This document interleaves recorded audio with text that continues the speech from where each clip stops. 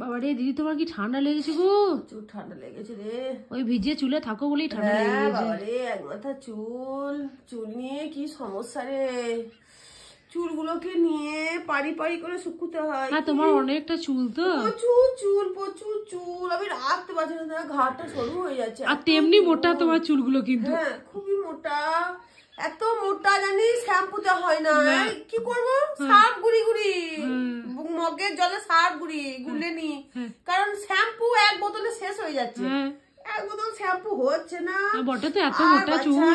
এই মোটা চুল, এই চুলগুলোকে নিয়ে সারা দুপুর পারি পারি করে শুকোই, পারি পারি করে শুকোই সারা দুপুর, জানিস শুতে পাই না এই চুলের ডাল জ্বালায়। তাই তো, চুলের জ্বালায় শুতে পাই না। হ্যাঁ, ওই ভিজে ভিজে তো ঠান্ডা লেগে যাচ্ছে, এত মোটা চুল তোমার। চুল নিয়ে খুব সমস্যা জানিস। লোককে যে বলে চুল হয় না, চুল হয় না, আমাদের ওদিকে খুব অবাক লাগে। কি করে বলে বাবা চুল হয় না? তাই ওঠে চুল, এত চুল। তোমরা শোনো, যারা ওই শ্যাম্পু ম্যাম্পু বাজারে বেরিয়েছে ওসব ইউজ করবে, ও তাদের চুল হবেই না।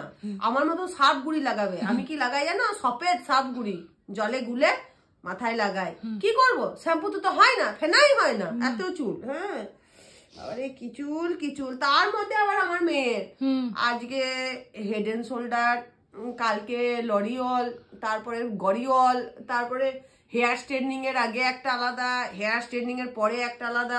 ওগুলো সব একটু একটু করে নেয়, আর বাকিটা থাকে, সেগুলো আমি সব ইউজ করি। ওই জন্যই তোমার চুলটা এত সিল্কি, এত মোটা। বাবা রে, ওইগুলো নেবো, আবার সাপ গুঁড়িও নিতে হবে না, নাই হবে না। তাই তো, এত চুল, এত চুল হলে কি আর হয়? তো খোপাও দারুণ হবে কিন্তু। বাবা রে, খোপা বলার কথা। আমি চুল খুলে খুব অসুবিধা হয় আমার। বলছিস যে তুমি গুটি নিতে মন যাচ্ছে। এত চুল। হ্যাঁ, সত্যি কথা। মনে করে এই থাকা খুব মুশকিল। আর বাসে ট্রেনে উঠলে পরে লোকে বললো আপনি চুলগুলো সরান, চুলগুলো সরান। এত চুল, এই যে এত চুল, চুলগুলোকে শেষ করে দিয়েছে। এখন বলছে আর আপনি কি করবো? মা তো ছোটবেলায় যত্নই করলো না চুলের, আমাকেও যত্ন করলো না, চুলেরও যত্ন করলো না। ঘুম থেকে উঠে আমাকে বলছে গো, হ্যাঁ চুলগুলোকে টেনে টেনে আড়ি পাড়ি করে টেনে দিয়েছে জানো। খুব ঠান্ডা ছিলাম, কিছু করলে পরে আড়ি পাড়ি করে চুলগুলোকে ধরে টেনে সবাই চামড়া তুলে চুল ঘুরতো আমার।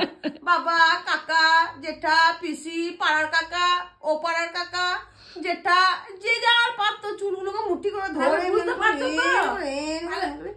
পারছো তো কত ঠান্ডা মেয়ে ছিল। এত ঠান্ডা ছিলাম গো, এত ঠান্ডা ছিলাম, তার জন্য এরকম অবস্থা। হ্যাঁ, এই চুল নিয়ে খুব সমস্যায় পড়েছি বন্ধুরা। যদি আমার মতন চুল চাও তাহলে সার্ফ গুলে লাগাও। আমার গুপ্টু বাবা, কথা বলতে পারছি না। হ্যাঁ বাবা, চুলের যা ভার, ঘাটটাই খুলে নেমে যাবে তোমার।